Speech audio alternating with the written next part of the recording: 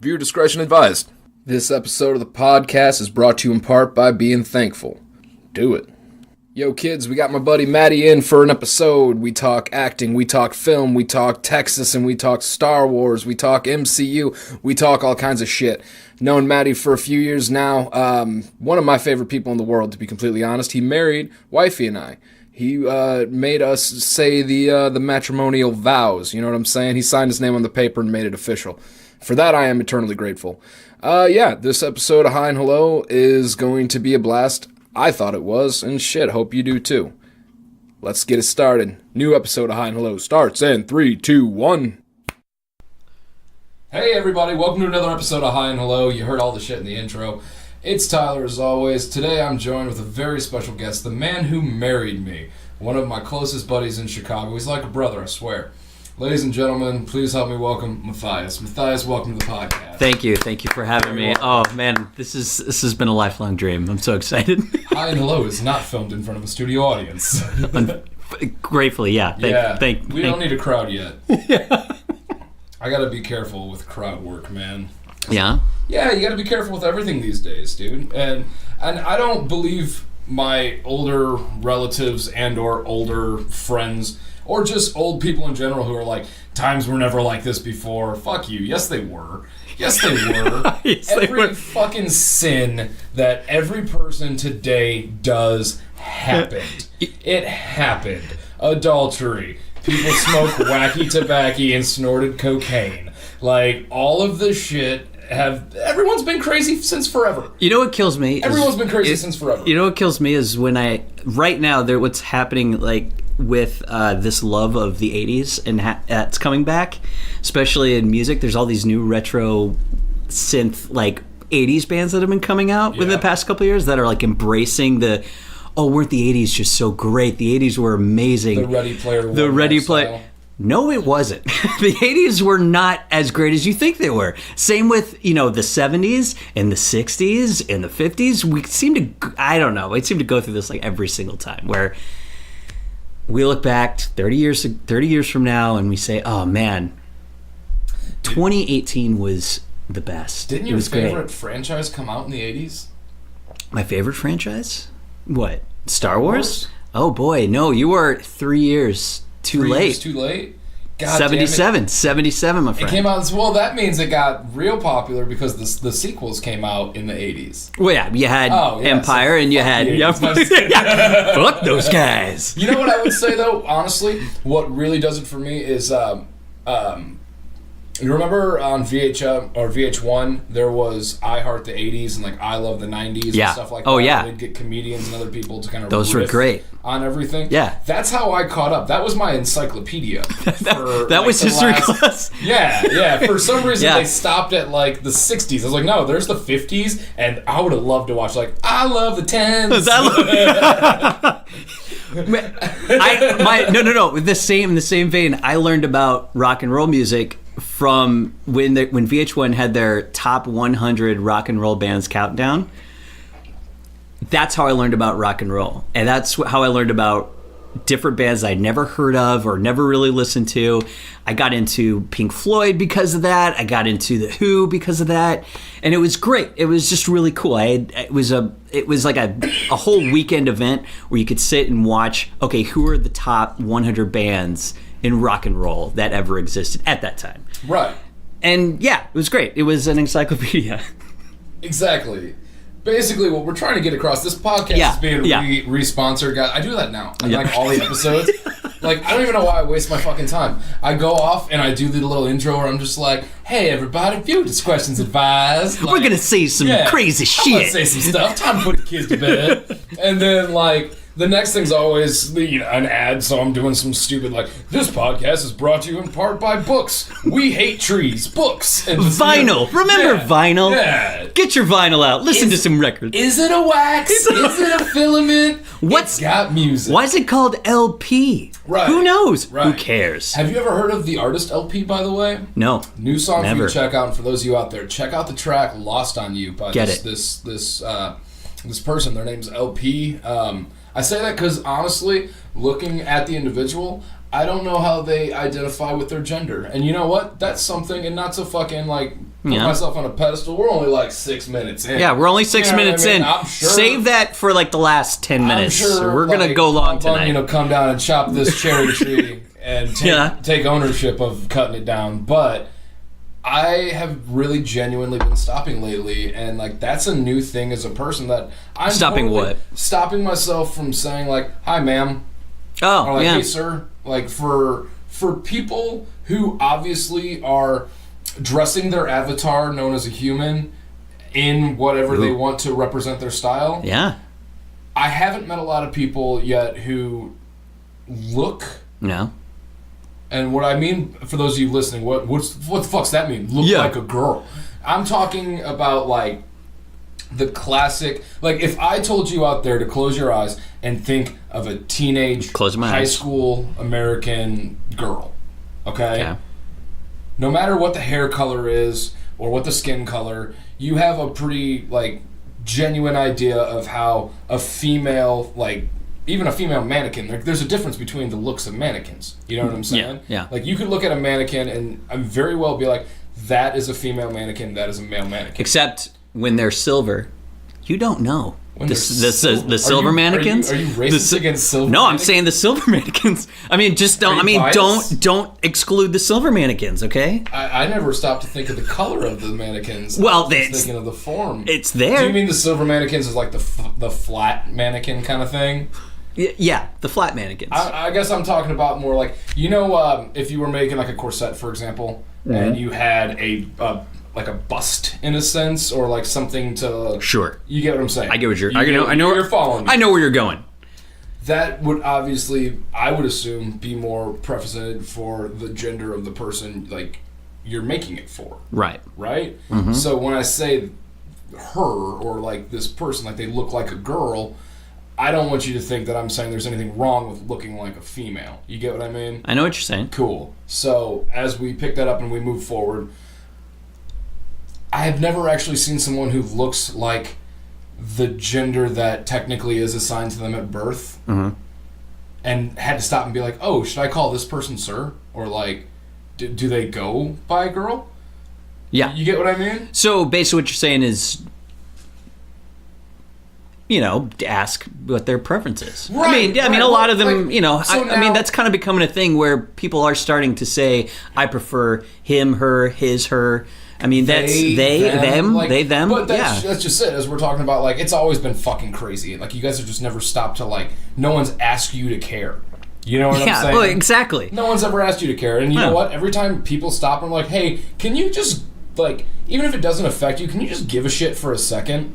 Yeah, I mean, it does not affect you. This isn't going to affect you at all. It's like when you're walking down the street and someone just needs a signature. They're like, yo, I don't need any money. Like, we just sign this petition. Like, so I don't get fired? Like, I want to make my $6. You know what I'm saying? Like, sign the fucking petition. That's all you have to do. But there's some people out there who it's a little... You need to know what you're signing. You need to know what you're signing. Like, we're not condoning... Listen, everybody out there, you need to know what you're signing at all times. If you're on the fucking street and you have a petition to swap out footballs for babies... Obviously, you should have like a specific color that you have to wear. Although, like I mean, bright orange tiara is that for the baby. Don't bury the hunters. lead on the people you're asking signatures for. Just get it out right. Like, hey, do you care about humans? Do you care about the environment? Okay, well, we got all these babies and populations and issues, so we're just going to start punting them on live TV.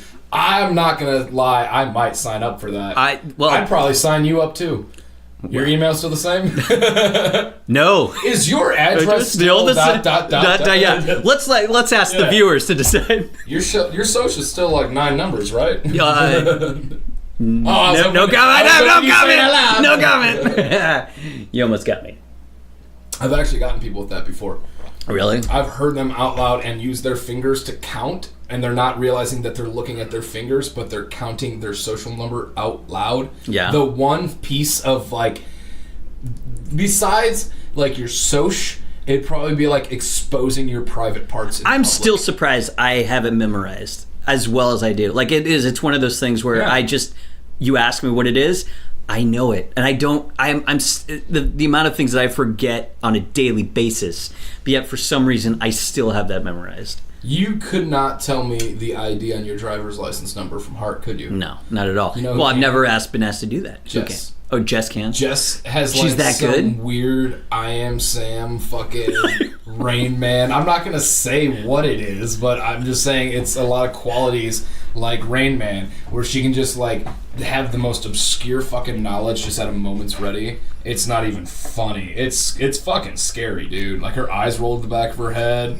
Blood comes Hair- out of her Hair nose. starts to defy gravity, like when you touch like one of those electric lightning ball things. Yeah, The she starts crystal to balls at the float. museums. It's crazy. Yeah.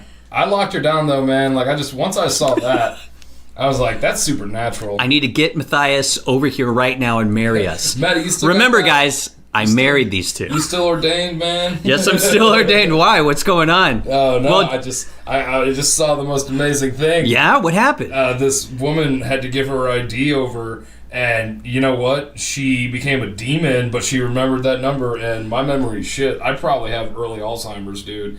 25, yeah, it's time to lock this down because I'm going to start forgetting how to breathe soon, and I need somebody overnight, and I can't afford a nurse. So you want me to? What do you want me to do? Oh, dude, just get over here and read the words, man. Sign the doc. Read those magic words. You got it, my friend. She's got everything else memorized. You'll see when you get here. She does some crazy shit when she remembers. And that's how it happened, everybody. Yeah, that's how we fell in kind of how love, it went man. down. You can see the pictures online on Facebook. It was beautiful. Yep. It's amazing what people share on Facebook. That's true. It's amazing. Just stopping and like, there's so many. You. All right, let's give the folks some backdrop real quick because we really just jumped into it. Maddie, tell me about yourself a little bit. Well, I mean, gosh, tell you about me. I mean, Where were you born? I was born. I grew up in Fort Worth, Texas. That's where it all happened. What part of Texas is Fort Worth again? It's a big state. It's literally 30-minute drive from Dallas. So it's literally right next to Dallas. Yeah. Like west of it?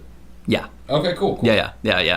And then I went to school out in Philadelphia. I studied acting and theater out in Philadelphia at the University of the Arts.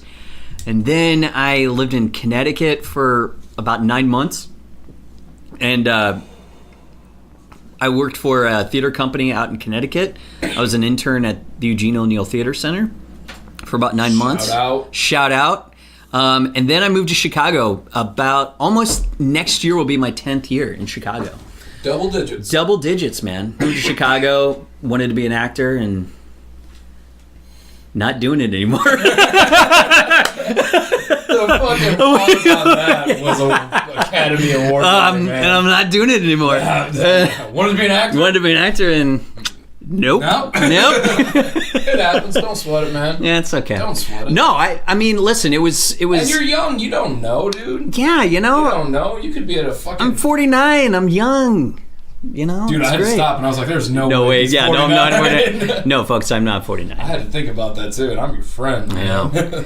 But no, it was. Listen, I had a lot of fun doing it, but I realized that it got to a certain point where it became, at least for me, what the enjoyment that I got out of it was lost, and I was not enjoying it nearly as much as I used to. And I really, I don't know. It just for some reason was causing me way more stress than I needed. The idea of performing, and I don't know, it was crazy. It was just a crazy shift. In about like a few years, I stopped loving it. I don't know. Did you do it in high school? Yeah. Did you do it in elementary school? No, I mean, yeah. When they put on plays, everybody What? had to be in it. Everybody had to be in the plays in elementary school. Really? Yeah. Really? They put on. They were like pageants. They were like music pageants, basically. Like they would. So, for example, we would have a Christmas show, And they'd be like and every 28 grade. little ornaments. Well, every grade would go up and do a skit song, and then go off, and then another grade would go up and do a skit song. Yeah. I had I had pageants as well, but like that's more of like the band's gonna be there and they're gonna place like. It was that. Are you talking about like? Oh, Who's here? Uh-oh. It's trouble. They're locked out too, and they're gonna yell at me. Oh, there. Yeah. I'm coming. Oh. Oh, it's just yes.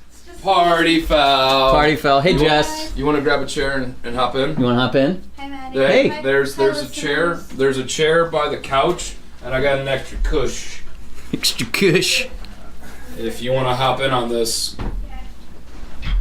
We're talking about, we were talking about you and your memory. yeah, and how that sealed the deal for Tyler. Yeah. Yeah, you're gonna love it. I'm positive.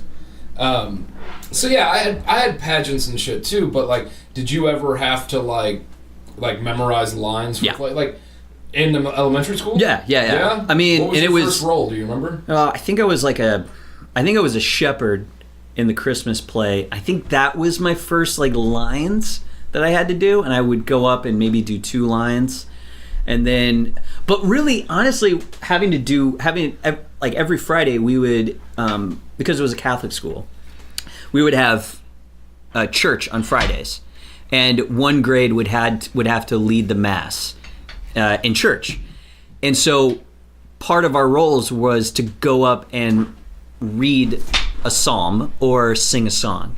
Okay. Or read one of the readings, because we would have, for people that aren't Catholic out there, basically the mass goes like this: you sing a song, the priest goes up, does an opening monologue, and then we have our Doesn't first. he do that each week? He does it each Good week. job, He goes man. up. He does 5 minutes, and then Hey everybody, welcome to church. Welcome to church.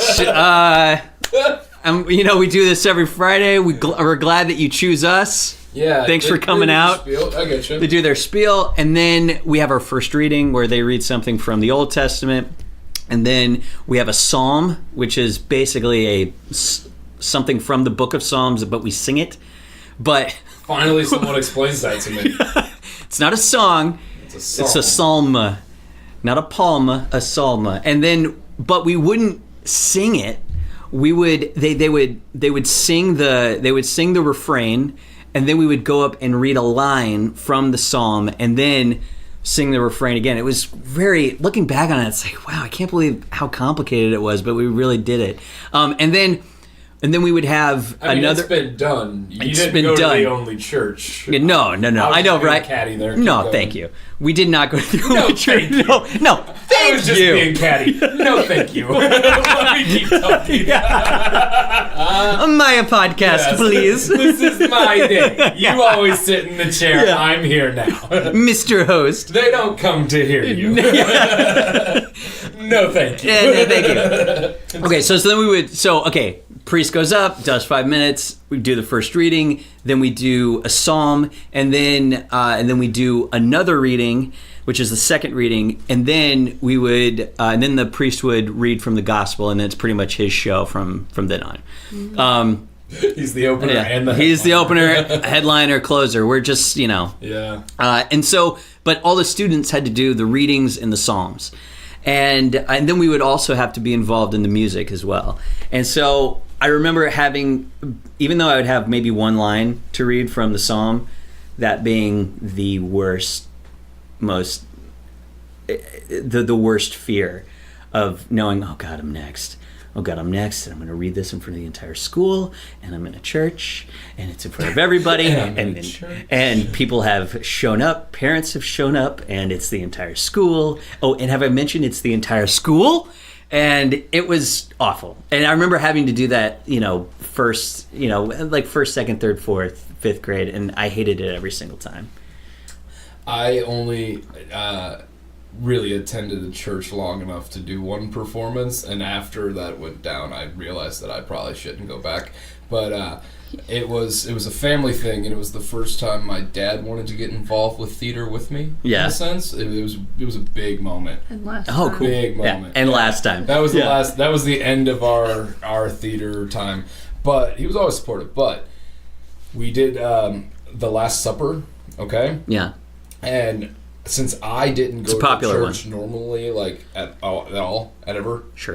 But Was I it sitting in the like show. was it Catholic or was it like Protestant, Dog, Baptist, I or think it was Methodist. There was Was maybe there no like peace be with you? it wasn't culty. It kind of felt like somebody wanted to have their own church, And so they bought like There's an a lot of office those. building and some church stuff, and like now we have a church. Wait, they bought church stuff at the Church At Emporium? Church Emporium, yeah. And discount? The big box church store, you know.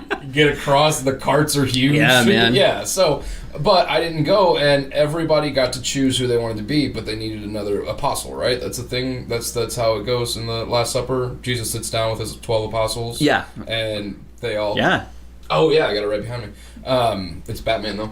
Yeah, it's Batman and all the villains. It's the Batman Last Supper with all the villains. Explain this to the audience, what you reference. This is great. So real quick, guys, out there, one of the pieces of art we got for the Pod Studio is a Batman's The Last Supper. So it's the big Last Supper dinner table, but instead of having like John and like Mark and and Paul and Ringo, a bunch of white people names in the Middle East, the Beatles, and you had the Stones. Beatles, they're all there. Fred Krueger, Janis like Joplin, Janis Children of the Joplin, Corner. and all of them. They're in a grand hall. Apparently, there's a lot of doors off to the side. Is that it's the original picture? This is the famous Da Vinci painting of the 12 or the Last Supper, and of course Batman is Jesus. Obviously. Batman's Jesus. Obviously. Yeah, he's got roses on his plate though, Yeah. and I think those are the roses he left when his parents died. Oh, But on that's the right. Let's take a moment to look at the ceiling because the ceiling's got like a Swiss cheese effect.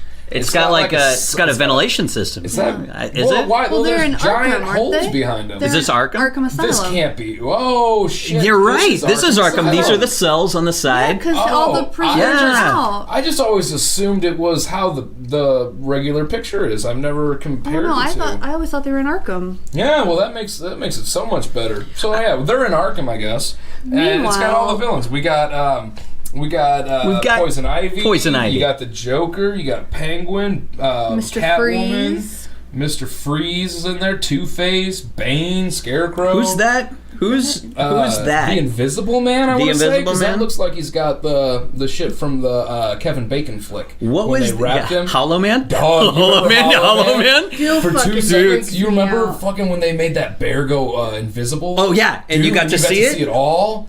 That fucking changed me, dude. Let's talk about that. Let's talk about that right now, Yeah, that and let's picture's talk not about how effed up they You can they say made fuck. It's the internet.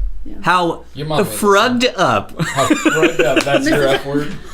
Church boy says frugged up. I love it. No, how completely fucked up you go. the villain became when Kevin Bacon finally embraces his hollowness Wasn't there that and one stalks a scene woman where he, like- and rapes her. Right, It's okay, awful. Right. That's an I wasn't awful crazy. movie. I was remembering. I watched that with my parents, by the way, and my mom was like, "Oh, we have to turn this off." Yeah, it's I was like, it's I'm dark and terrible. terrified. Yeah. Speaking of dark moments with somebody's parents, Oh. dog. Are we going? One of We my going cousins, down this road? One of my cousins I don't know that if you we know want very to. well, but I don't want to share their name because it's on this.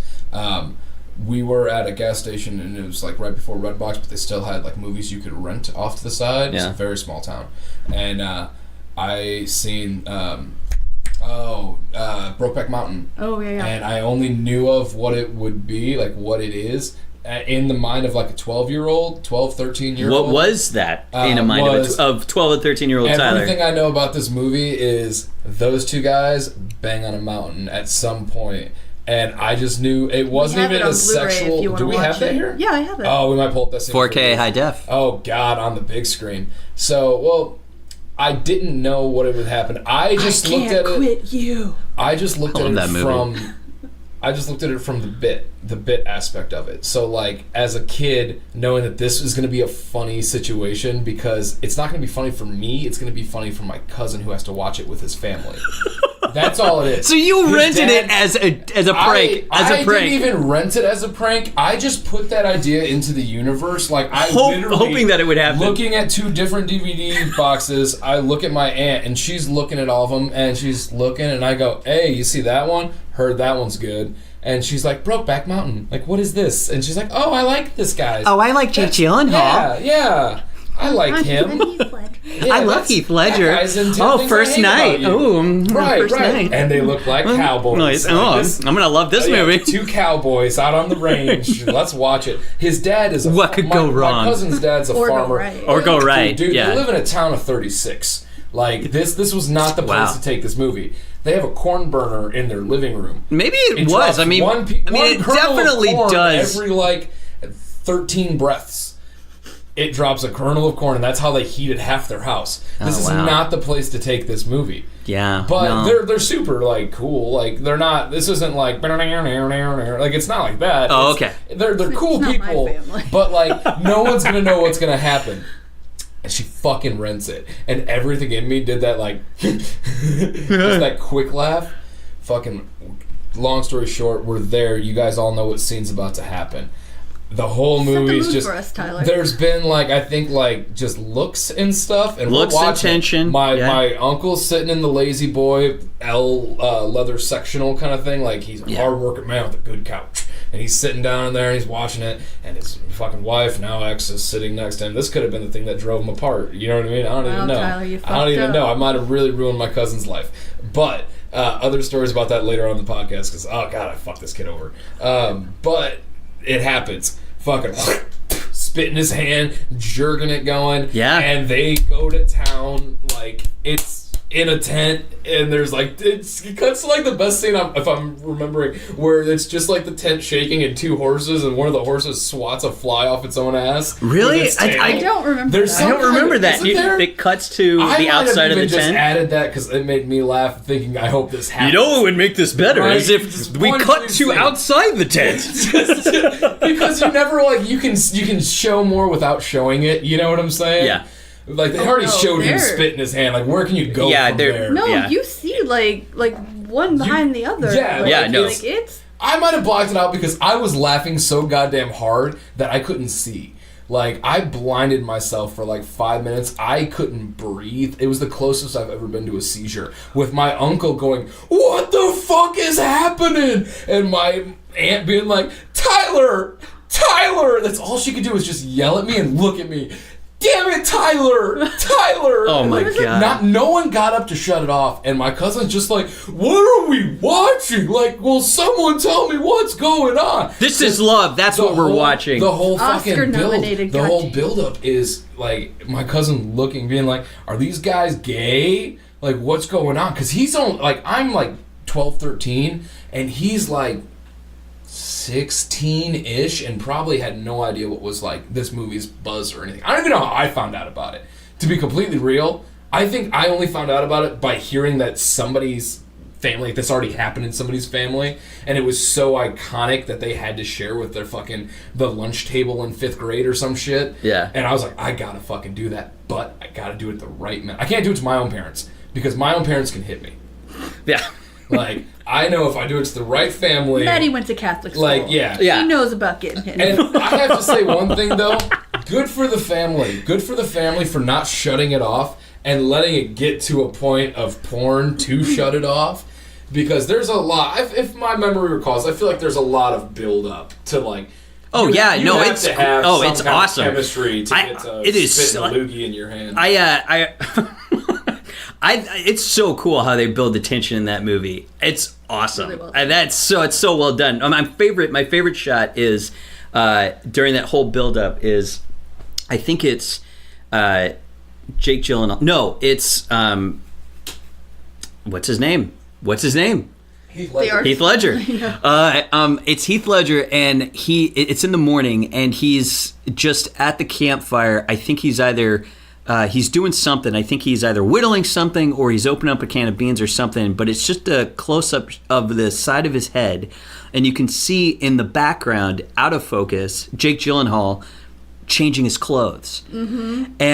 And of course, you can see the figure of the fact that he's like changing his clothes and he's naked, but you can sense that he notices and he is attracted to him, but he can't do anything about it. And he just has to look forward, but he notices. Mm-hmm. And he's attracted to him, but he can't do anything about it. Such a beautifully It's shot so scene. great. Oh my god, I loved it. Now that I'm actually thinking about it, I do remember the first scene that raised everyone's awareness in the room, like everyone's, and it was when like the wife's looking out the window or something, and like that's the first time they see each other or something. Oh it's, my like, god! got them up against the wall or some shit, or like they're making out super passionately. I love that. I love that scene. Maggie Gyllenhaal, is it his sister? No. It's Michelle Williams. Michelle and Anne Hathaway, right? Yeah, Anne Hathaway, Michelle Williams. Yeah. Yeah, man. Yeah. God, she's so good. Yeah. Oh, it was Michelle Williams. Yeah. Yeah, but the 80s sucked. Yeah, yeah. Just to bring it back, Yeah, just to the bring it 80s back, sucked. Like, the 80s sucked. Well, it's I not. played It's Judas never in a church Well, play. yeah. well, that was the 90s, but the 80s, like, it's never as, just going back to what I meant by that, it's never as good as you think it is. This, like, you know, you can wax nostalgia about anything, but it's never going to be, it was never really as great and pristine as you think, as you remember it. I probably you never know, laugh as Colored hard glasses. in the moment kind of thing. yeah, It's just the joy you get. yeah, man. Yeah. You're right, man. You're right. Sometimes, you know, it's just like with parents. One day you're never going to hold your kid again. You know what I mean?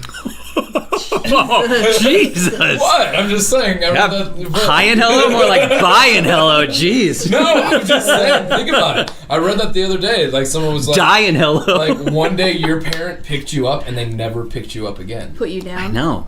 I know. They put you down. They never- and- One of my yeah. favorite books. They've just been holding you for 26 Yeah. years. It's like, Mom, I've really had to go to the bathroom for like 26 Yeah. years now. Can you please put me down? Nope. You're One of my so favorite good by now, one of my buddy. favorite children's books talks about that dynamic, and it's about it. Basically, it traces the story of this this mother holding her son as a baby, and then her growing up and her carrying him to bed as he gets older, and then the final page is him as an adult, and he's carrying her to bed as she's finally like too old to get into bed herself. And This is a children's book? yeah, it's a beautiful book. Oh, I love it. Did you go to see Incredibles 2? Oh yeah, I not only did I go to see it, I now own it. It's like Fantastic. great. So you watched the dumpling special? Oh, the That started dumplings! before. Don't That's start. what I was thinking about when you were just telling me. Oh God, Dumplings. Pixar does this thing where they're like, listen, we know you're gonna cry at our movie. By the end of it, you're gonna be a sobbing mess. So we're gonna make The you thing is, cry we in the want you to be beginning. a sobbing mess before the movie starts. Right. It's I take with one exception. When Coco came out, their opening cartoon was the Frozen Coco. I didn't see it in theaters. I only saw it on like cable. So Coco, when Coco came out, there's a big, huge controversy with the Frozen cartoon that came before the movie. Only it was a Olaf's Christmas special. I don't remember. No, it was like where they had the ring, right? Where they had like the horse and the chameleon thing had to like chase the ring around town. Wasn't that the opening one? I honestly, here's what I remember of it is that I don't remember anything about a ring, but like, speak up, okay? but like, from what I remember is that basically Anna and Elsa don't have, Powers. well, they don't have Christmas traditions, so Parents. they don't have, so they don't have any Christmas traditions, which is so weird because they are the princesses of this Norwegian Nation. town. Yeah. And yet they don't have any Christmas traditions. So what do? They go around to the townspeople to co-opt their Christmas traditions. Oh, and I'm thinking they're of like, something hey, what do you guys do for Christmas? What do you guys do for Christmas? Was that And it's never this split? 30-minute, but it's a 30-minute cartoon Ew. right before Coco. And it was you're sitting there thinking, when is this gonna be over? Because I came for Coco. Right. I think And- I was thinking about Tangled, not Frozen. Tangled. That's interesting because like I thought the controversy was going to be that they go around saying like, what do you do for Christmas? What do you do for Christmas? And it wasn't like, whoa, our family doesn't celebrate Christmas. We do this and that. Like there wasn't enough diversity in the seasonal religions. You know Oh. what I'm saying? Like From what you I get what remember, But yeah, if it was just 'cause it was just it was a too long, 30-minute. It was a 30-minute Frozen Christmas Did special. they still have all Terrible. the same like trailer run times and shit? Oh, too? yeah, Like, they you still had had to all the sit same through it all? trailers, and had then to you check had out this Maria 30-minute Menendez or whatever, and her fucking. Oh, Maria join us Menounos. next time for Yeah, At the like- Movies or whatever. Yeah, Yeah, they had all the Maria Menounos, and then they had all of the trailers that came before it, and then they had a 30-minute Frozen, and then by the time the movie starts, you've already been there for an hour. I heard It she's banging sucks. one of those Fandango bags. What's that? Maria Yeah. Menounos. No? Whatever her name Oh, is. yeah? She's, Yeah. she's been hooking up with one of the Fandango bats. I think it's the dude who looks like Dracula. Fucking. That's interesting though. That really is. But everyone got all like pissed off about it because kids were like looking at the parents like, what? I actually remember this. Lindsay and I saw it at the opening, and we were sitting there watching it, and some kid sitting behind us or off to the side, she literally just turned to her parents and goes, "What's happening?" What's happening During which one? during the opening The Frozen one? during the Frozen, because it's like 15-20 minutes and nobody knows what's going on because they all came to see Coco. Jesus. Yeah. Which Coco? But they eventually had to take it off. They Yeah. eventually took it out. Well, obviously. Coco was such a great Oh, movie. my God. I had no idea what to expect when we sat down to watch it, and by the end of it, I was like, "Start it over, Yeah. rewind." It's again. I think it's become my favorite. I always go back and forth with which is my favorite Pixar movie, but I always seem to be Coco's coming top back to 3. Coco Yeah. because it not only is it an amazing soundtrack. You cried But- like a bitch, didn't you? Because I did. I cried like a man, Like a Tyler. man, okay, Tyler. I cried like a man. That's what. I couldn't hold a single tear down. Dude, I was bawling. Oh yeah, like I did. I It was lost it. so beautiful with the colors and like the Yeah. storyline, and I'm just so good. It was really good. I remember watched really. Coco and I Brokeback. remember really. I think what surprised me the most was how much humor I found in the story, considering how much murder and backstabbing is in Yeah. this. But Spoilers. it's so spoilers. Yeah, if you haven't out seen there and you haven't seen it, you're just under a rock. Under a Rock, get on Netflix. It's currently We'll on give you our there. password. It's fine. Just It's get really us good. at high. Oh, and it's low. beautiful. It's a really good flick. That's probably what we should watch on Thanksgiving Eve. Oh, that's a Yes. beautiful movie Yeah, for my Thanksgiving. folks are like, hey, figure out a couple movies for like the whole family to sit down and watch. It came out this year. Yeah. Last Do you want to year. put Brokeback Came out Mountain this on that point. list? No, but like last year, we went back for a holiday. My youngest brother, he was like, I want to pick this movie, and we're like, all right, cool. Yeah. And, like, it's nothing against him. He's a kid. Like it's fantastic. But it was one of those movies where It was like this Kingsman. kid, Kingsman 2, Yeah. right? Great I flick. still The haven't Statesman. seen any of the Kingsman movies. Oh, I like the Kingsman franchise. Like if you don't, that's fine. Can you But, like, explain this? Because here's the deal. I remember seeing the trailer, and I trailer for both, and I remember thinking I'm just not digging this. Like I mean, this. we've seen James Bond. But So- can you talk to me like why you this- like it so this much? This is why I dig it. All right. So first off, the lead, he's likable. Now, unfortunately, he's going to be playing Elton John in the biopic. Have you seen the trailer for that? I don't like it. I don't like it either. I'm out. Yeah, Like, I'm not- I'm really I'm out. not It's digging it. cash grab. He's no like these things Robin. come in threes. You Yeah. know what I'm saying? So like, they have to make a Bowie flick. Like something's got to come out by the time this one rolls around. But Bowie's like, here's the deal. Like, But I mean, with- it with- comes in threes, dude. If you're doing, if you're gonna do Elton true. John and you're gonna do fucking Freddie Bohemian Mercury. Rhapsody, Freddie Mercury, thank you, within like a year of each other, why not finish out a fucking trilogy of those flicks, write it while it's hot, and do one about Bowie? The problem with Bowie is that I think doing a Bowie movie, he's done movies before. Like he's done like Labyrinth, Man Who Fell to Earth. I mean, he's done that. But that's as an actor. Like, do a flick where it's not him playing a character because he's dead. Do a flick where well, somebody's if you playing were a Bowie, Debatable. if you were going to do a Bowie movie, who would you pick? Ooh, a Bowie movie, who would I pick? Yeah, who would you pick? who plays? I don't know if I. Who plays young Bowie? Is that what you're asking? Well, I mean, what timeline are we talking? Are we talking? Because David what- Bowie died like 2 years ago, so Yeah, you it was got pretty a lot recent. of time frame to cover. You And got a lot but of we also have ground. a lot of time frame to cover with the Elton John movie, and I don't know how they're Well, the Elton John movie, from everything the trailer shows, is just like, it seems like it's going to be just like Bohemian Rhapsody. It looks like a where- jukebox movie. You know, this is what you haven't seen Bohemian yet, right? Yeah, I have. Oh, you have? Okay, so all three of us have. So here's the thing: a lot of people, a lot Spoilers. of critics, fucking Yeah, spoilers if you haven't seen Bohemian. I'm not going to give you the movie, but this is what I'm just going to like. Give me 2 cents for a second. The thing about it is, a lot of critics were like, "Oh, it's terrible, da da da, it's a disgrace, whatever." My little, Disgrace. Yeah, It's a disgrace. yeah. Dude, it's at like 3% on RT or some shit. But the thing It's is, at 60. it's at 60. Yeah. Okay. So it's We round it certified up. fresh. Ka-ding. Ding. Fucking Rotten Tomatoes. Certified fresh. Oh, dang it. It's in. Dang it. There we go. There you go. God damn it. Don't put a fucking soundboard on my show, Matthias. Don't come on here and start running shit. Bow, bow, bow, bow. No, thank you. All day. Hi and hello.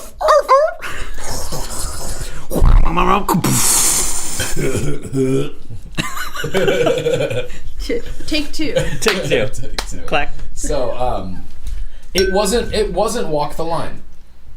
It wasn't. It's It not wasn't. Walk the Line. And it wasn't Ray. But Ooh, Ray's that's good. that's how I kind of critique biopics about musicians now. Like, if you can beat Walk the Line, then from now on I'll say it's not insert movie here. But Walk the Line, and sure, I might be a little biased, but the Cash story really fucking dives into it, man. Like, they really discuss everything. With Bohemian, these two sons of bitches are plotting under my back, and now they're just pointing. I'm listening. I'm Yes, listening. You're totally dialed in. I'm totally dialed in. I So, swear to God. this is how conversations happen. This is why phones aren't allowed. You can't I didn't. just go to the living room. She didn't use my phone. She Go watch Coco. Go have fun. Bought you a piece of cake. It's in the living room. No, Poco You're a liar. Loco. hang out. Right? Sorry, I love that song. It's not Walk the Line. For a lot of the stuff that they could have dove into, I liked the Rami kid. Right? Rami Oh yeah, no, he's brilliant. Rami Malek, yeah. Like Ram Emanuel, like Ram-E though. Yes, but Yeah, no. like Ramin, but Rami. Okay, okay, sure. He's Egyptian. Ramu? No, Rami. Rami. Rami. This podcast is brought to you by Rami. Rami. Rami. You know, Rami. Not Ram-U, Rami. Me. Rami. Buy some. Buy some. Money. Greedy.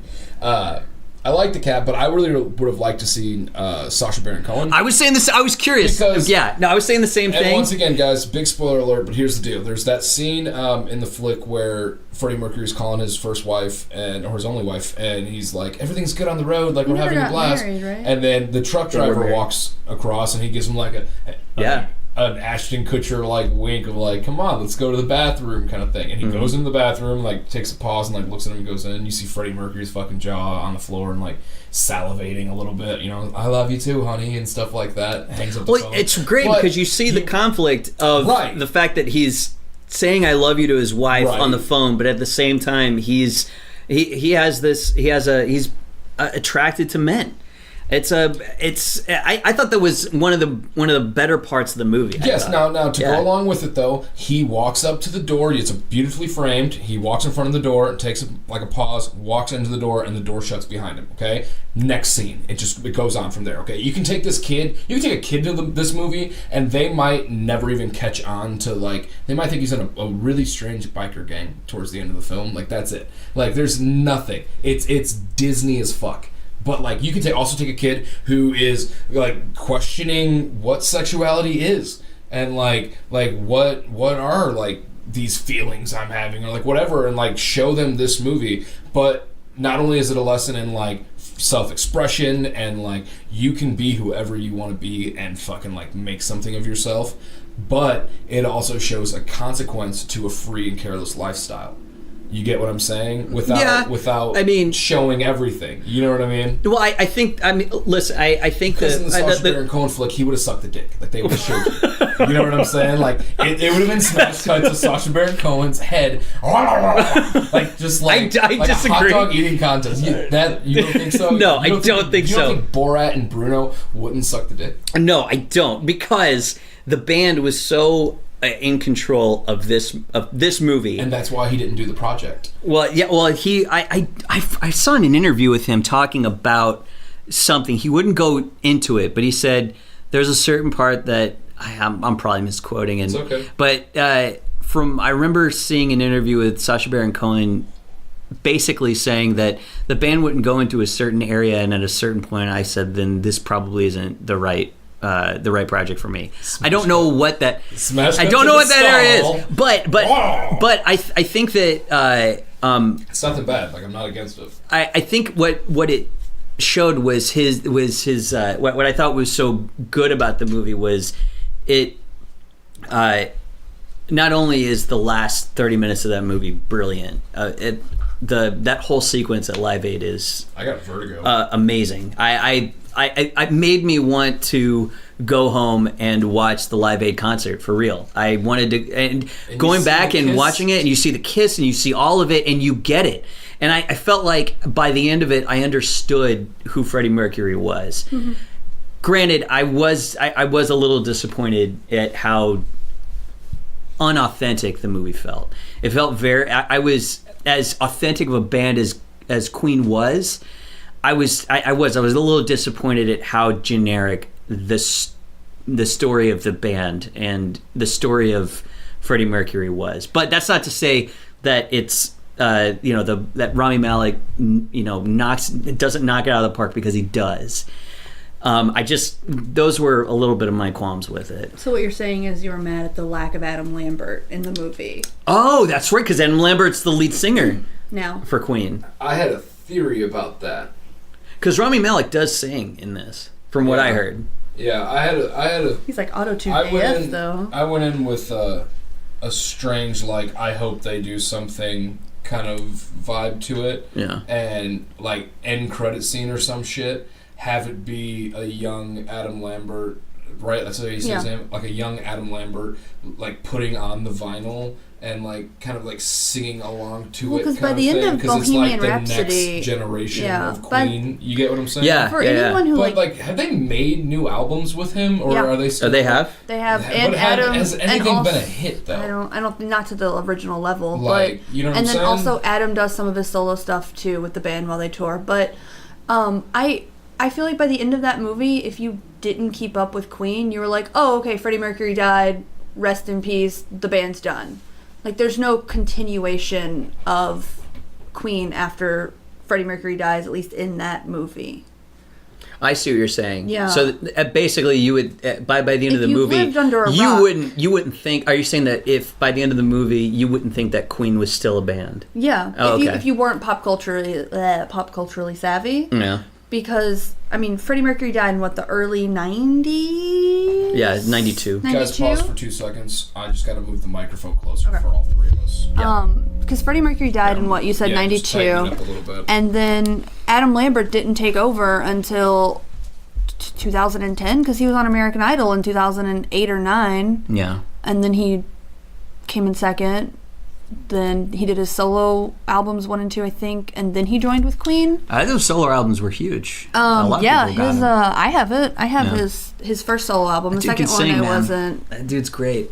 Yeah, and his voice range is crazy. But from 92 till call it 2012, what did Queen do? I don't know who their front man was, if they had one. Rolled off those sweet royalties from Wayne's World. It plays all the Apparently. time. Well, that's how I found out about Queen. Because I was, I was 8, and I just discovered, MTV, and you have my cup? No, that's fine. Take a drink of it. No, you Wouldn't be can. the first time. I just discovered MTV and VH1, and they were playing the Wayne's World Bohemian Rhapsody scene, but they made a music video out of it on loop.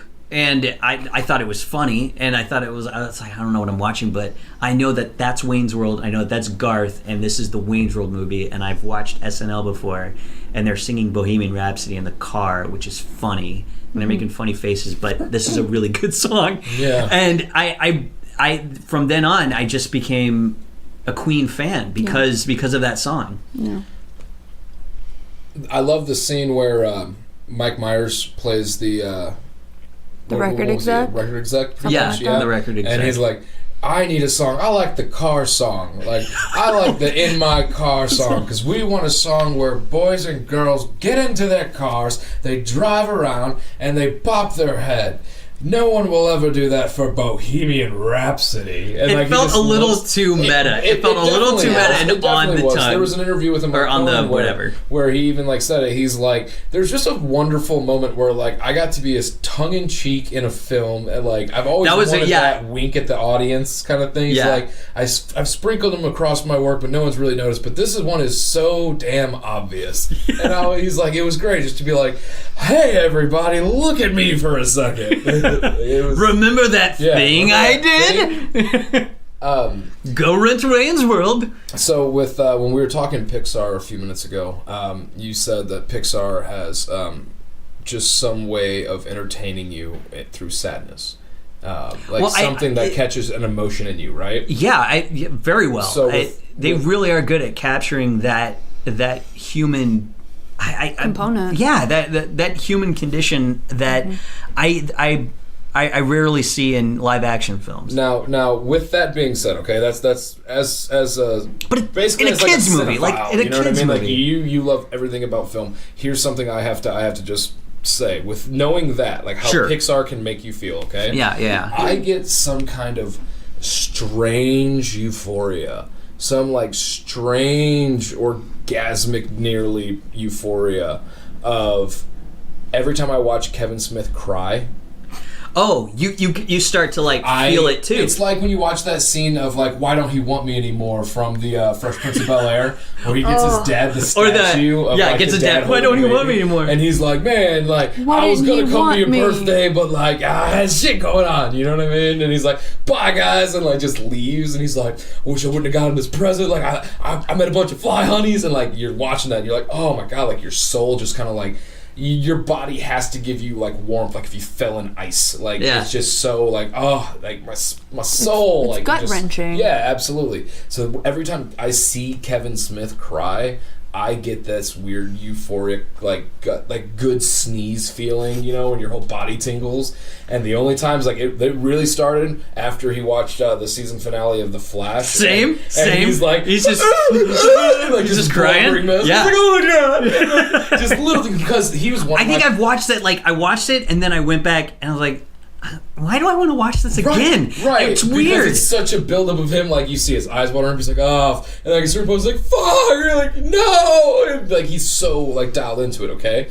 But I was a Kevin Smith fan, and so are you for a very long time. Yeah. What like Clerks got you in? You know what I mean? Yeah, All Clerks that kind did of get shit, me in, right? yeah. Clerks too for me. But regardless.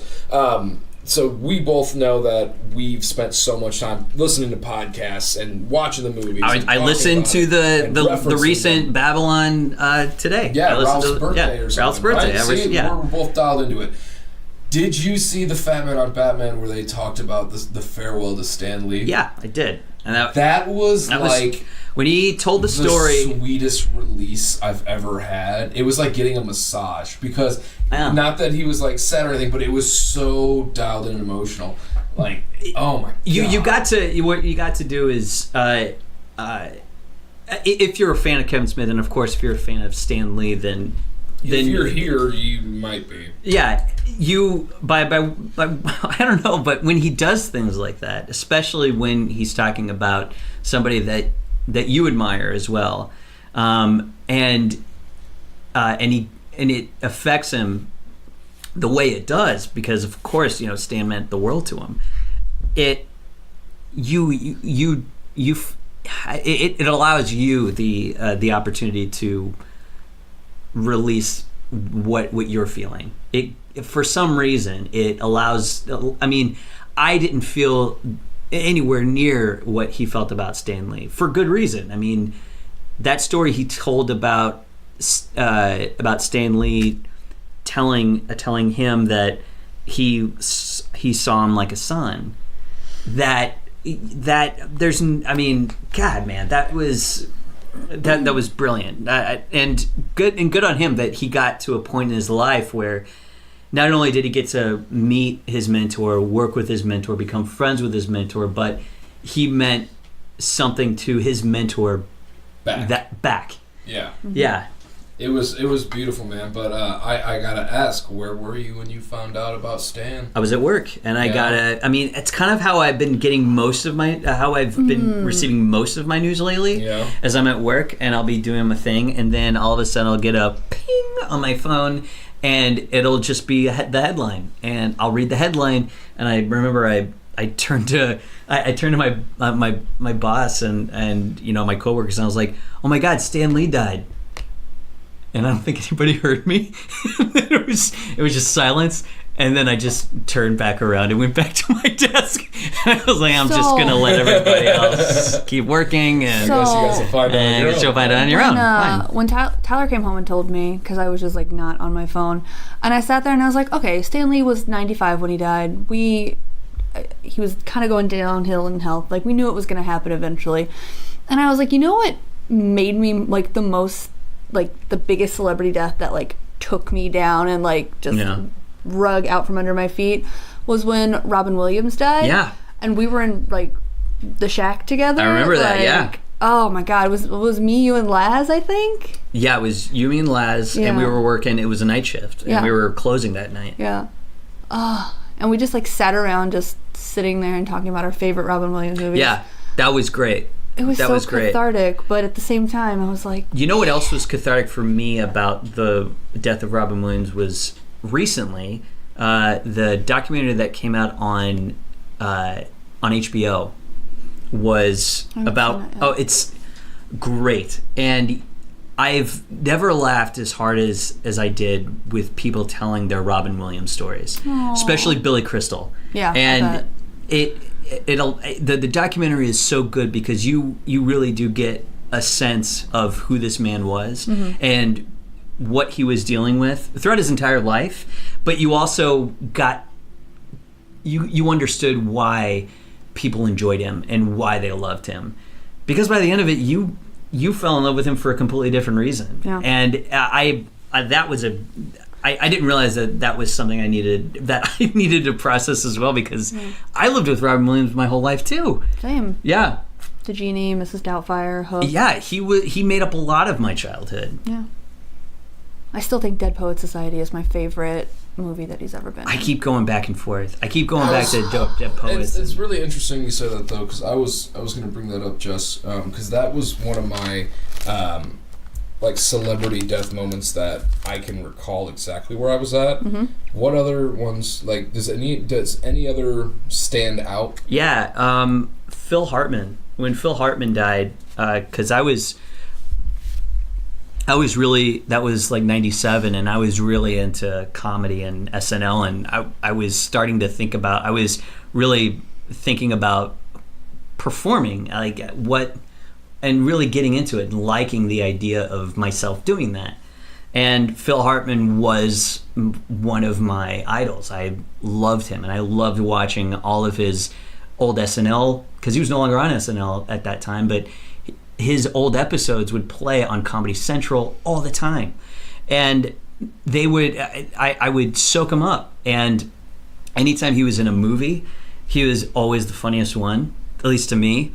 And when I found out he died, I remember I was in the living room, and I was I think I was eating lunch, and I found out on a weekend, or maybe it was a weekday, I don't remember. I think it was, for some reason I was home during the day, so it must have been the summer. And it just came up on the news, on the Daily News, that he died. And then the story of how he died was even more tragic. It's just so sad. But that one I remember being the first experience of what it's like to lose a celebrity you really care about. Like idolize. Yeah, you really idolized. Mine was Carlin, George Carlin. Yeah. Yeah, I remember my dad telling me, and it was cool because like my dad got me into him, and like that was my first introduction to swearing. Yeah. Because I was the youngest child, so Oldest? I was the oldest child, but when I was younger, thank you, Jess, I was totally just spaced out for a second. When I was a kid, just dropping Legos everywhere. My still dad used to kids. sneak me out to the living room and watch like an HBO special he had on VHS of Carlin and like all his early work and shit. And he's like, "Don't let your mom let you know I'm listening to this with you. It's terrible." But yeah, my dad was like, "Yeah, he died," and I was like, "What? Excuse me?" And he was like, "Yeah." But he was so like nonchalant about it, and it kind of like threw me off because I was like, "Dude, that's like something like, like." I don't know. We kind of like shared together. You know what I'm saying? Like, I didn't listen to Carlin with other people. Like it was. You listened to it because of your dad. Yeah. And then just to see him be like, well, people die sometimes. You know, and it's just like, wow. People don't die, Dad. No, they don't. All right. I was like, fuck. Heroes live forever. He was already dead though. When did Carlin? No, he wasn't. When did Carlin die again? I don't remember. I know it must have been in the mid early 2000s, like 2005 or 6, something like that. Yeah, because I was 2005 or 6. I was just about to go into high school. Yeah, I wasn't driving yet. 2008. 2008. June 22nd. Oh yeah, so yeah, it must have been. Shit, it was a long time ago, man. I never stopped to think 10 about years my ago. life. 10 years 10 ago. years ago. 10 years ago, motherfucker. Yeah. Just over. I remember who told me at least. Yeah, I don't remember right? where exactly I was then, but interesting. So, Maddie, let's talk Star Wars, man. Let's just jump into it. Oh boy. Man, we gotta might as do well it. start part We 2. gotta do it. we're at the hour mark. All right. Let's finish strong. All right. Let's finish strong. I'm for it. So I would like to preface this conversation by saying Maddie hates Star Wars. With a passion. You weren't here for the opening of the show. Yeah, no way. If you were here for the opening of the show, what you would have heard is my Christmas gift that I got from my parents. Mom, Dad, don't listen. Mom, Dad, no. They know. Oh, they know. Because I called them right after. Right after I bought the tickets.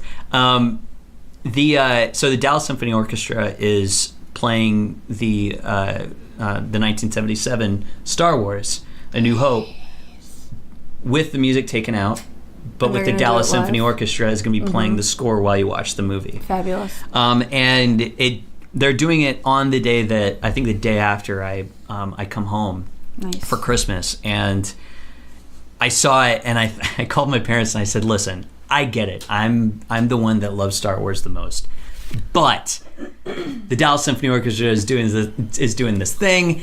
If I bought these tickets, would this be something that you two would want to tag along with and see? Because honestly, I don't want to spend money. I don't want to buy your. I don't want to buy your Christmas gift for myself, which I kind of did. But honestly, Shameless. I get a lot of joy out of sharing it with my folks, because they're the ones that, like it or not, you guys got me into Star Wars because you bought me the movies. This is your fault. This is Mom your and Dad. fault. So yeah, they were like right when I called them, I told them that I bought the tickets, and my mom was floored. And surprisingly enough, I found out that my dad was excited too. Yay! Because and we'll have long fights about this, but he does not think highly of Star Wars, which is fair. Can I be your dad for a second? Is he a Trekkie? No, not really. I mean, yeah, No. I think he he watched the early the early television show, the first one that came out. But I don't think he was really into it. He loved 2001: A Space Odyssey though, and he really loved Lucas's first film, which was THX 1138. But all of the other stuff, he didn't. Star Wars, he didn't really like. I mean, it's no Casablanca, so I don't know why. It is no Casablanca, which is his favorite movie. I know that. Yeah. So let's get into it. Favorite Star Wars movies. All right, All of so here's the deal. List them, I rank them. ranked them. Did you write it he already? Came prepared Well, I came prepared. I Yeah. had questions prepared. You're a good podcast guest. We So- approve. You can come No, back. he's not. He had I'm awful. instructions and he listened. Does this make him He good? listened. That makes him good. It makes me par. I mean, it makes me You married us, dude. So like, you're responsible for this. for what's happening between Yeah. you two right now. Thanks. Yeah, you're welcome. I'm just kidding. I mean, I appreciate it though. It was cheap. to all you wannabe married people out there, I'm cheap. Yeah, Maddie's cheap. Give him an open bar and some It does- cufflinks. So I asked Maddie ahead of time to rank his top favorite Jedis and to rank his top favorite Star Wars movies in order. Now here's the thing, folks. Matthias is a fanboy. He's got fanboy. pajamas. He's got jammies. I do have I jams. got Star Wars jammies, and I can. You got. I have but a do bl- you have Chewbacca house slippers? No, he's I do. a fanboy. I- You're no. welcome. No, okay, You're a fanboy. yeah, I'm a fanboy. I'm a But, huge like- fan. I love it. But Put you on but blast on the internet. You're so fucking like. You're so what? quick with I already it. feel like I have to defend I myself. look at you and I'm like, you're like, I go, you're a fanboy. Yeah. You go, I'm not a fanboy. I go, you're a fanboy. And you're like, I am a fanboy. All right, fine, I am. You break so quick. No, I'm cool. I've seen the fan movies. man. All right, all right. Yeah, all I'm a right. fan man. It's getting out of control. Sorry. Order in the court. Order in the court. All right. God damn it. We got a soundboard. Fuck, it's a cup. Let's go. All right. So I'm going to start with my rating, how I rated all the movies, and that includes the saga films, the anthology films, and the TV movies that came Okay. out. No spoilers. All right. Just leave it alone. So Leave it alone. Don't make the noise. So I mean, I guess I'll just go through the list, or should I start from the top and then you can ask follow-up questions Dude, as I go? Just go. All right, Just go. so And then we'll pick it apart. Just tell us your order. the order. All right, so from number 1, which was my most favorite, to number 13, which is my least favorite. this is no surprise to anybody that likes Star Wars. Empire Strikes Back. I'd say that's probably number one on everybody's list. Accurate. Yeah. Number two, however, I think I'm gonna get some crap for this, but I'm ready to defend it. The Last Jedi. I think it was fabulous. Number three, A New Hope. Excellent choice. 4, Rogue One. 5, The Force Awakens. Okay. 6, Solo. 7, Return of the Jedi. 8, Episode 3, Revenge of the Sith. 9, Episode 1, Phantom Menace. 10, Episode 2, Attack of the Clones. 10. 11, the Clone Wars animated film that came out. That basically kicked off the animated series. Okay. Yeah. There was a movie before the cartoon. Yeah. Caravan of Dreams. What was that one? Okay, so Caravan of Dreams. All right, so this is where we're getting deep cuts, guys. I'm glad you asked. We're getting deep cuts. You punched over so fast. All right, so Caravan of Dreams was an ABC, I think it was ABC that aired it in like the mid-'80s. It was called Caravan of Dreams, an Ewok Adventure. And yeah, they made 2 Ewok Adventure movies. I only saw Caravan of Dreams. There was another movie called, I think, An Ewok Adventure that came out after this, but I never saw it, so I didn't put it on my list.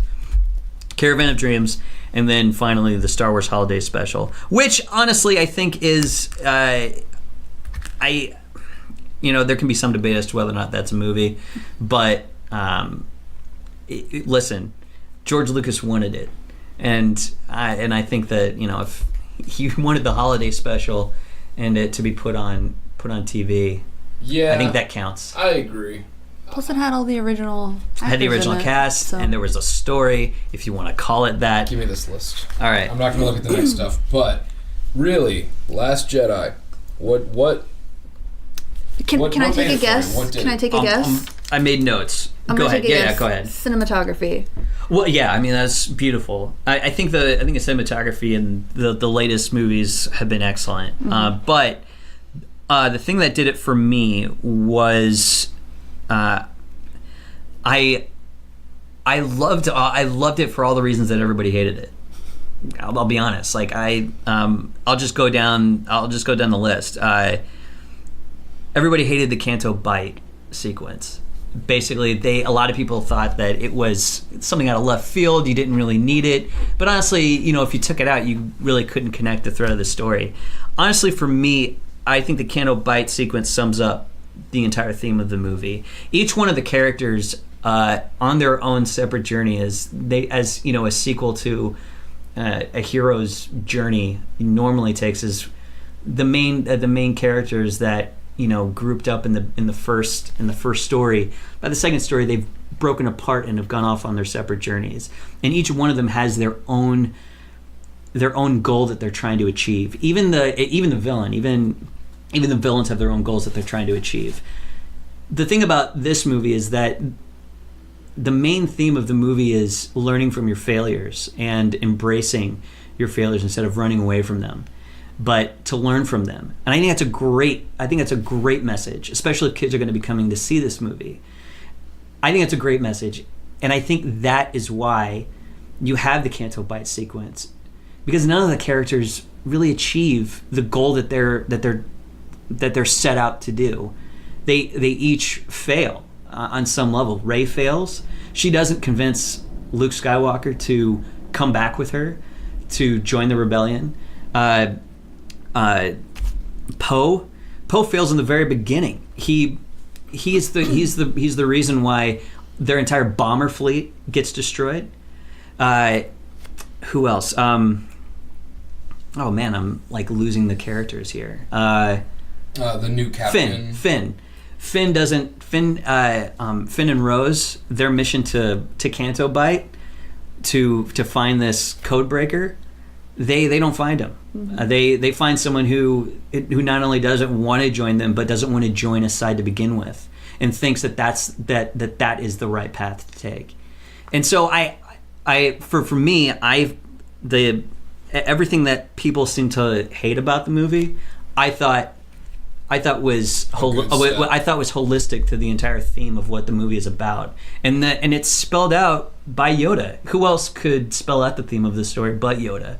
Which I remember crying like a baby during that sequence, because how great is it to see Yoda and Luke bicker at each other again. I mean, that's great. I mean, I thought that was a brilliant. I thought that was exactly where the story needed to go. I dug it because it felt like, there's times where, like, when you're a kid and you mess up and your parents are going to scold you for, like, some reason, or, like I said earlier, like, fuck, it's George Carlin, man, he's dead, like, why aren't you, like, upset about this? Mm-hmm. And it's just like, these things happen, man. Sometimes, like, you have to burn it all to, like, regrow, you know what I'm saying? Like, and Yoda's, like, just his, like, not his posture per se, but just, like, the way he's watching Luke kind of, like, I don't know what I'm going to do, and, like, all this stuff. It's like, you've never known what you were going to do. Yeah. You know what I mean? Since I met you haven't learned a damn thing. He's like, I'm still learning. You know what I mean? Like, okay. It's okay. It was so nurturing. Yeah, like, it was so, really because listen, Yoda in the same experience. What did he do after the Jedi were destroyed? He isolated himself. Right. Mm-hmm. He did the same thing, and but he had to learn from that. Whatever that journey was, it's clear that he learned from it. He learned something out of it, and that failure is a great teacher, and you should embrace your failures, but don't embrace your failures and give up. Embrace your failures and learn from them and move on. Don't burn the past. Move on. But Kylo Ren, he wants to just burn the past. He wants to completely. He doesn't want to learn anything. He just wants to completely do away with everything and let it burn. Rey, on the other hand, and Luke, they, by their very own definition, they embrace the light side. They have to learn from their failures and embrace it, and know that it's hard, and it's going to be hard. But being good is never easy. Being good is hard. So the fact that I can, the very fact that I can talk about a Star Wars movie like this, that's why it's my second favorite, because I think it's a good message. And yeah, sure, there you could make the argument that some people had problems with Leia Poppins, and I get it. Yeah, sure, she's flying in space. But Leia honestly, Poppins, is that what you said? That's what people are calling I thought that it. was just somebody's name for a second. I was No, like, Leia Poppins. I remember Leia. Her flying in space. Yeah, everybody had a huge problem with it, but for me, no, I loved it because since Empire Strikes Back, we've known that she has some connection to the Force, but we've never been able to see her use it. Mm-hmm. And now we get to, and it's not only at her but it's at her most desperate hour. I thought that was brilliant. I thought it was great. I also really liked that we got to see Yoda again, but the same Yoda from the originals, not the shitty prequel Yoda. Man, little Yoda Stitch, like when he's like crawling over stuff, and you see like his weird hands and feet. When he's bouncing up and down, like falling through the Jedi Council or whatever. Well, he's like bouncing up and down, fighting, and like a. But we got to see some Jedi him. frog. What was the line where where Luke was like, the sacred text. Yeah. And then Yoda's like, page turners. They were not. That's great. It's like, it's just so cheeky, like sassy Yoda back again. Yeah, we got that same. We got the not the same Yoda, but like a comparable Yoda. Yeah. Question: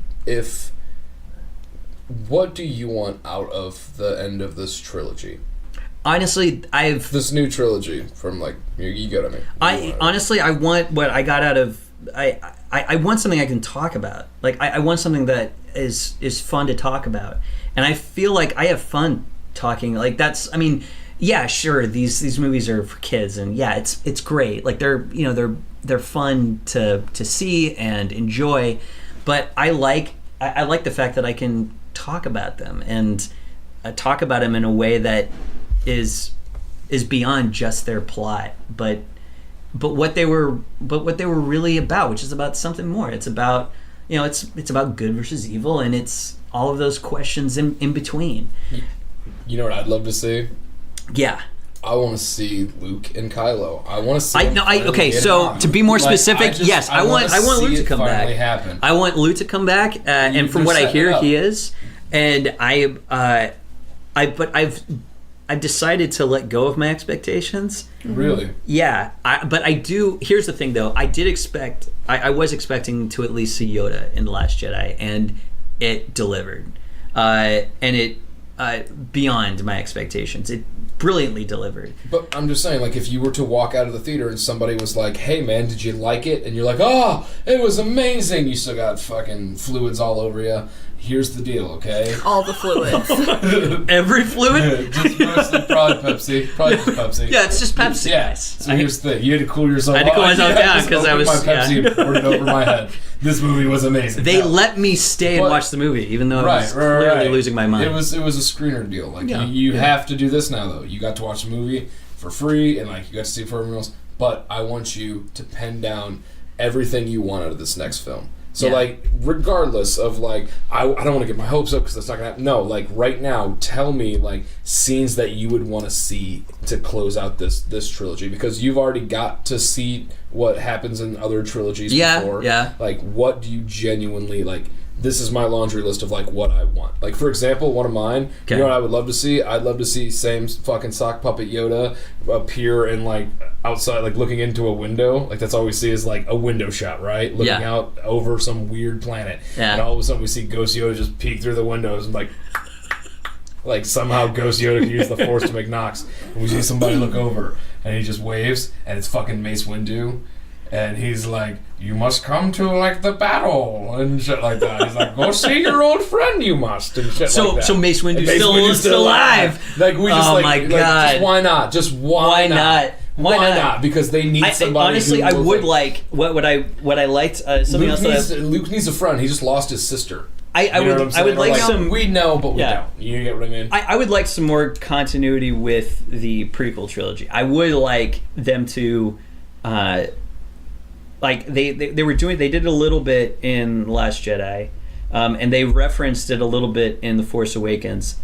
I would like for it not to just be some point in Star Wars that nobody really talks about or remembers, because it was a big important part of everything. It's the reason why we're still here. It's the reason why we're still fighting this. Side of and like, come on, man. It's still like everything that happened in 1, 2, and 3, and we'll get to it. Believe me. You still have to accept the fact that there's the reason we're still fighting this is because of. We still haven't dealt with what happened in 1, 2, and 3 on some level, and I think that in order to move on or end this story, you have to bring something back from the prequel trilogy. I just want that scene where, like, Luke's behind, like, some kind of, like, flying spaceship or something. Man. Like, he's flying again, right? And he's talking to Mace Windu, and they're having some kind of as a ghost. Banter. No, dude, because Mace Windu's still alive. That's but Luke is dead. Luke's not dead. Yes, he is. Yeah, he's technically dead after all of it? he disappeared at the end. Dude, he disappeared. No, he's dead. There's no way he can be dead about it. Thank you. Sorry. I got a pen in my hand. No, he's gone. You think so? Yeah. I feel like Thanos snap disappeared. But I'm just saying, he disappeared the way Yoda disappeared. And he disappeared the way. You think he's gonna be gone for good? You don't? No, he's coming back as a ghost. He's coming back as a Force ghost. So you want Mace Windu with ghost you think Luke he's gonna? co-pilot? You genuinely think he's gonna go? You think he disappeared off of that? Oh yeah. You really think he did? Yeah, yes. He's dead. Yeah. For goodsies. Yeah, like for goodsies. Curtains. But his physical form, yes. His physical form, yes. But his Force form, whatever. Yeah, but at the same time, like, you're gonna tell me that this guy just astral projected and took down, like, all that shit, withstood all of it, like, landed. No, it killed him. But here's the thing, though. I'm saying it killed him. Dude, maybe. But here's what I would like to see, that just hypothetically, I wanted, or at least something I wanted out of it. You know what I mean? Like, my time with him, if that's all I get, like, if that's genuine all I get. Because, like, why the fuck would you set up to be like, we need to battle because we're the two who need to battle? And he's like, you still have to learn, kid, like, but I'll see you soon, right? And then he disappears, he has that cool moment. Yeah. How the fuck are you going to do a trilogy and not have the two people you wanted to watch fight to where you were like, this is Star Wars. This is Star Wars. Yeah. And then for it to be like, just kidding, like, we're not going to finish. Like, are you serious? That would destroy. That would be fucking like. I would. If you don't get that out of the next one, I might rank fucking Phantom Menace over it. I think. Listen, here's what I think. I'm gonna paint it. I think that you can have that, but at this point, we're what, 9 movies in now? Ballpark. Can we tell that? Can we tell that element, that story element, in a new way? So can we explore? Can we explore this conflict that you're talking about? But can we explore it in a new way? And I think you can. I think that you can have. Listen, I mean, like, how great would it be is if we're just spitballing here. I'm just like spitballing off the top of my head. But you have the final battle between Kylo and Rey. You're gonna have that, right? Yeah. But. Okay, I'm giving you your 2 minutes. Jess, you have to curate, but like get a timer going, because I'm gonna give you a minute to say what you're about to say. It's not gonna take me a minute. I don't need a minute. Do it. But during that battle, Luke won't leave Kylo alone. No matter how many times Kylo tries to get out of the way, tries to run, Luke won't leave him alone. He will follow him everywhere and anywhere. Because he's gonna haunt. He basically because you strike me down. You strike me down in anger. I will always be with you, and I think that is something that, because that's what he says to him. Yeah, but at the same time, the whole thing he's doing is hey, you killed your daddy, and now you need a spanking. And I'm going to warn you in front of your parents. You do need don't to like spank them. him. So here's the thing. I'm going to show you what I'm capable of. But if you make me show up... Now, here's the thing. With your, like, whole... He's, like, Voldemort in his Harry Potter and shit No, like that. not like that. But, like, I'm he physically, like, shows up. And, like, he won't leave him alone. But how much better would it be if all of a sudden, like, they're about to go at it, and all of a sudden you see a blue saber fucking... like, swing back around, and it lands in his hand. And he's like, I told you once... And like one of the guards shoots, like literally shoots at him, and we see like him just like take a hit for a second to be like, it's me, it's here. You see the cloth fucking like sizzle, and like we close like do a pan or a rack focus to him, and he's like, you're fucking here now, it's on. Yeah. And he's like, no, if I'm going out, I'll go out like a Jedi. Like I fucking. Me and my dad went at it. I did this. Like, I'm gonna teach you. Like, you don't fuck with your dad. But he did go out like a Jedi. That's what happened in Last Jedi. Because he did go out like a Jedi. That's how Yoda went out. Yoda went out and disappear in the same way. I want to see a fight I want to rumble in the Bronx. No, because this is what happened. Like, they're stranded on this planet. There's no one coming. They've literally sent out distress beacons. No rebels are coming because they've lost complete hope. Then out of nowhere, Luke Skywalker takes on the entire fleet, like thousands upon thousands of bullets just shot at him, and then he just like brushes his shoulders off like it's literally nothing. Yeah, but it's... And then like he just disappears. It's dream sequence. No, but what that does is it literally sparks the rebellion again, because now you've got people all across the galaxy being like, yo, like, fucking Luke's back. Like, he took down the entire thing, spanked Kylo Ren, and then peaced out. And then now you've got more people who are going to join up and join the Resistance and fight back. And that's what he meant to do, because now Rey and Kylo are going to have their fight, because those are the two hero and villains. Luke just needed to, like, jumpstart, like, the battle again. And that's what he was there for, and he did it. I get it. I watched the movie too. Yes. But you guys are seeing it more as, like, him physically being there. We all have to remember that the whole thing was a dream sequence. If this movie was a sitcom, the last scene of it would have been like, somebody waking up and they're like, you've been passed out for an hour, man. No, but it like, really no happened. one's singing anymore. We got to get back to work. It's like, God, fuck, dude. Like, if that would have all happened and like he really would have like Jesus through the wall or something, and he's like, hey guys, I'm here now too. Like, that would have been an Academy Award-winning ending. That would have put it second on my list. But then it cuts to him on the side of the mountain with his goat milk, and he's like, oh, that was bad, Thanos snap. Like, that's how you're going to kill off Luke Skywalker? Like, I get it, but, like, it's just going to be that simple? Like, I get what it took to do it. Don't get me wrong. I get, like, he's the LeBron James of fucking... He's like LeBron and Michael Jordan in one fucking, what are they, space wizards with the Jedis?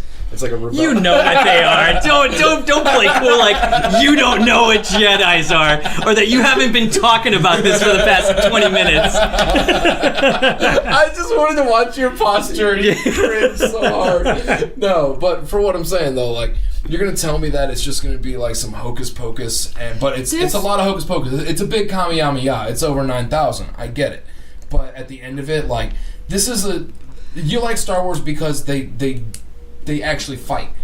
Like, when someone gets shot, they go down. I get it. You know what I mean? Like, there's a consequence. But it didn't feel like there was a consequence, and then out of nowhere, he just disappeared. I disagree. I think there was a consequence. The consequence was his life. Well, He knew that it was gonna take his life, but he knew that this was the one chance that he was gonna be able to give the rebellion. Well, hopefully he wrote a fucking letter.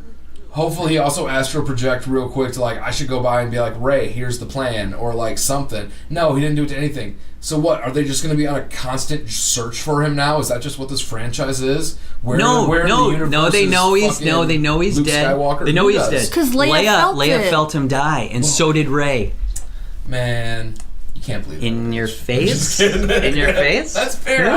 You're the fanboy. Like, it's okay if I mess up. I don't know what a technical foul is in football, but whenever I hear it, I'm like, oh, that's a technical foul. I'm like, every time the flag's thrown, I'm like, that's a foul. But I don't really know what it is. You get what I'm saying? I think yellow means bad. Yellow flag means bad. Yeah. Red is Soccer, definite bad. They have birthday cards. It's something. But yes, okay. Yeah. That's fair. There's so many things that I want to, like, just talk to you about with this movie, but this podcast is. I really think that Luke didn't want to join the Resistance again. He fought that war once. And he's tired of fighting the same battle over and over and over.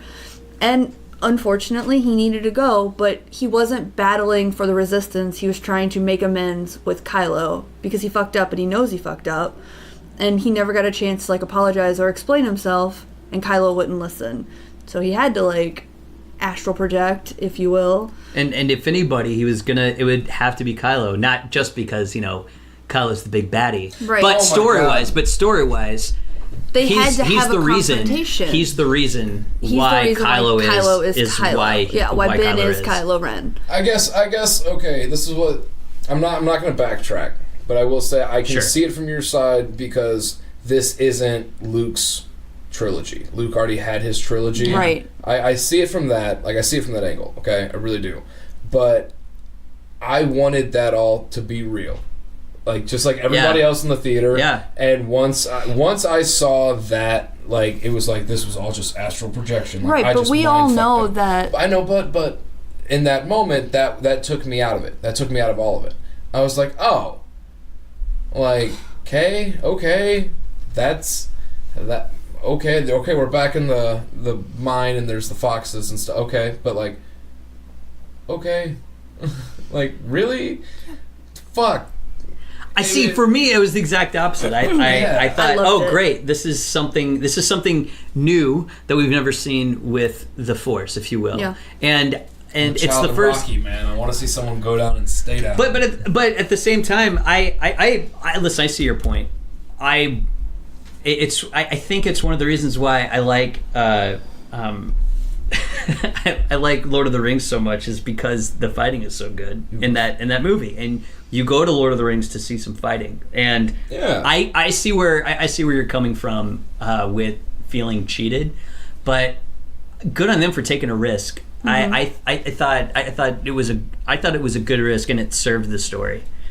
And as long as it serves the story, I'm for it. Mm. But I can see why you felt cheated. Because just a little bit. A little bit, man. It was like going to a carnival as an adult. Explain. I don't know, when you go to a carnival when you're a kid, like when you watch Star Wars when you're a kid, like all the it's never colors gonna be, and lights. It's never going to be as good as it's a ride, you know what I'm saying? It's never, this goes back to what we were just talking about. It's never as good as you remember it. Exactly. I mean... I should get a divorce. I'm just fucking with you. I'm just fucking with you. Remember, guys, at the beginning of the podcast, we said he married us. Yeah, only what? This podcast is brought to you in part by months ago? Maddie's divorce attorney firm. At law. Yeah. And brothers. Crick and crick. Crick and crick. They're crickety. Oh man, this So, was yeah. fun. You guys This was having fun? I'm having fun. much I asked fun. you about your Jedis, man. Yes. Did you make a little list of your favorite Jedis? All right, so here's the deal with Jedis. I mean, the new Jedis that were introduced in like the prequels, they really the only one that felt three-dimensional was Mace Windu. Every other Jedi like that, they all feel two-dimensional to me. I can't really tell one apart from the other than Yoda, Obi-Wan, and Mace Windu. It's because they were three-dimensional characters in their movies and in their stories. That being said, I've never read any of the novels, and I haven't really read that many of the comics. So if we're just going based off of movies, like Yoda number one, Obi-Wan, and Mace Windu. That's it. All of the other Jedis, that was my problem with the prequel trilogy, is that most of the characters felt very two-dimensional, and it was very disappointing, which is the complete opposite of why I love these movies so much, is because the characters do feel three-dimensional. So Yoda number one, Obi-Wan number two, and Mace Windu. And I think Yoda number one because I was not expecting to get as emotional as I did when Yoda and Luke had their scene in The Last Jedi. I was not expecting that at all. But yet by the end I was I turned to my girlfriend and I was crying, and I just turned around and go, "That was good. That was really good. That was really good." I know. Every time I see a Star Wars film, my first sentence is, "Yeah, Maddie loved it." That's everything I think of. Really? Because I know that you find the joys in everything in life. Well, I do. I know, like you're the most, like, you're like the happy emoji was a person. Interesting. Which may not be Interesting. real or not. I don't know who you are behind the sticker. Behind your this- face, but Behind that emoji, behind that emoji. a lot of friends. Ooh, No. what emoji is Tyler? What emoji would I be? Poop. Yes! Yeah. You sons of bitches. Oh, I mean, do they have a high emoji? Do they have? Oh, I'm not. They high. should. I mean, they should. I mean, it's called High and Hello. I just figured. It's because we're on the third floor. Yeah. Yeah. We're above sea level. Oh, that's right. That's right. We're 3 stories above sea level. We're all about aquatics here. No, I the reason I wanted Mace Windu back, by the way, was because I wanted there to be a quick banter, like 2 or 3 Buddy sentences. cop. Yeah, but Yeah. if they showed it on TV, like give Mace Windu a son of a bitch, like just give him one. Just One like motherfucker. Like They really- something like that, right? But You got a little bit of that you know in what episode 2. Just like with You got a like little bit snakes of on a that. plane, I'm tired of these motherfucking snakes on this motherfucking plane, and Yeah. they're like, I'm tired of these Monkey Friday snakes on this midget wrestling plane or something like that. It's just a little bit worse, but they can get away with it on TBS. Yeah. I wanted them to say "son of a pod builder" because Son of a that's pod what builder. Luke was, right? Wasn't Anakin? A No, pod Anakin builder? was a pod builder. Right, Yeah. and he's Son the of a pod builder. Oh son my of god. a pod builder, and like just like shut off, like over. Like, I'm coming in hot, and he's like shooting shit down at him Yeah. while he's fighting Rey or something. I'm tired of these mother effing Sith on this mother effing First Order. I don't know. I love how you're a grown man and say mother effing. It's so unique. Whatever. I don't mean to let. No, piss off, dude. Your parents raised you right. Like, that's not a stab. I'm not being mean. Cut to when the mics are off. You Like- motherfucker. You Right, piece of right. shit! But see, like, even just Up your ass, like, dude! Up your fucking ass! I got kids downstairs, man. Oh yeah. Yeah. I mean, Yeah. up So if you your could just aim it up your Yeah, tushy. yeah, up your tushy. up your funny stupid tushy. Maddie found out about the tushy window. Oh yeah. Terrible. There's like There's a window on there's your naked way people to my walking all place. over the place. It's Yeah. the literal rear window. I don't know what's going Wah, on. Wah, wah. The building we record in, there's just there's something about it, man. There's people who just walk around naked around the buildings. It's just bad. like you've seen boobs in that one. I've seen butt, and I've seen Tushy way window. too much in that window. That's a tushy window. Like, for all of those people out there listening who don't live in a city, we kind of have, like, we have a perfect mix of a Soviet view, which is just a brick wall in your neighbor's, like, kitchen or something, like, directly across from your window, and they're looking into your kitchen. But what's really nice about our place is there's a couple lots on each side to where there's a bit of a view. Like, you can see backyards, and like when 4th of July happens, there's people barbecuing in their backyards. Like, it's interesting because if you live in a major city like Chicago is very apartment based. Like, for some reason when I first moved here, I always thought of like, this must be what Brooklyn is like, because which is so silly, but that's, or Queens. Which one's Spider-Man from, Brooklyn or Queens? Yeah, because Cap's from Brooklyn. Yeah. So I was like, this must be what Queens is like, because I remember reading Spider-Man comic books, and like the neighborhoods were like buildings that were basically touching and like super, like you're gonna fit 16 apartment complexes on a block, and then the same on the other side there's an alley. Yeah. And like New York doesn't really have alleys, right? Like, that's the thing there. That's why there are trashes, and that's why there's trashes in there in the street. Yeah, okay. Because they don't have alleys. Oh, that's right. It's all just solid around the block. And since Chicago has alleys, like, it just kind of feels a little bit more personal. You know what I mean? Put like, that you're trash walking in through the back. someone's yard. Yeah. Not in the front, boys. in the front, boys. Right. There's no purpose Way. for it. That's where the church folk come. Bring us the good word. Yeah.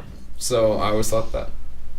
It's a little bit silly just That's to end fun. it like that. But fun time, everybody. Man, Another one is it down. over already? So we are at an hour and 35 minutes. Oh my gosh, man. Give or take.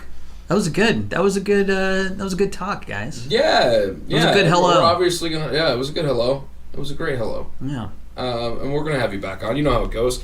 We still have some movies we have to watch and review and do all that fun stuff. I didn't even get to my Crimes of Grindelwald review because I was tying that into We The didn't Last even Jedi. get to Harry Potter yet. I was tying it into Last Jedi because. Oh, were you going to? Is it? But no, quick? it's I mean, no. I got time. Well, here's the No, deal. it's I not mean, the quick. amount of We have people to- that Because were. I haven't seen it yet either. Like, it just came out, but she's seen it. You've seen it. Here's my issue with all of the fandom getting like butthurt about The Last Jedi because it was intense, man. Like I don't. Here's the deal. The Crimes of Grindelwald, which, you know, is a sequel to a continuation of a beloved franchise, I would say does more harm to the franchise of Harry Than Potter than good. At least in terms of movie making, I had a lot of problems with it. So the reason why I bring that up is I don't see at least yet, I don't see nearly as much backlash over Crimes of Grindelwald as I did about The Last Jedi. Now, granted, it's still early, but it just seems, in my opinion, one's clearly a better made story than the other one. And I can't talk too much. But I can't talk. That's the problem. I can't Yeah, talk about 'cause Crimes of Tyler Grindelwald hasn't because seen it's it. still too early. Yeah. I don't want to spoil it for anybody, but I had major issues with it. Our Yeah. window's open, so I don't need. Technically, no, I had on the- major issues on with the it, building. story-wise. Yeah. All right, well, guys, we're gonna wrap it up real quick. Maddie, any final words to the folks out there? In all your live-long days, you learned a lot of lessons. You've seen a lot of flicks. You've gotten a lot of advice, and you've given a lot of advice. So, like, take a minute or so and just connect with the viewer for a second. I would say the movies that I love the most are ones that are about love and hope, and I think those are good values to live by, no matter what. So, I guess take that to your local bank and cash it in. Cha-ching! All right, everybody. We cannot dedicate a soundboard to this, but we're gonna start having something because I love this little. Yep, the little ding and the cha-ching. We're gonna. Right. All right, everybody. Thanks for listening. Instead of doing an outro, we're just gonna end it because I don't really think there's anything left to say. We had a good one. We're hoping you're having a great time. Share the pod. Check us out: SoundCloud, Instagram, Facebook, all that good stuff. YouTube as well. Thanks. Bye. Bye. Bye. Dig it. Cool. I have so many fan theories for you about Grindelwald. Oh.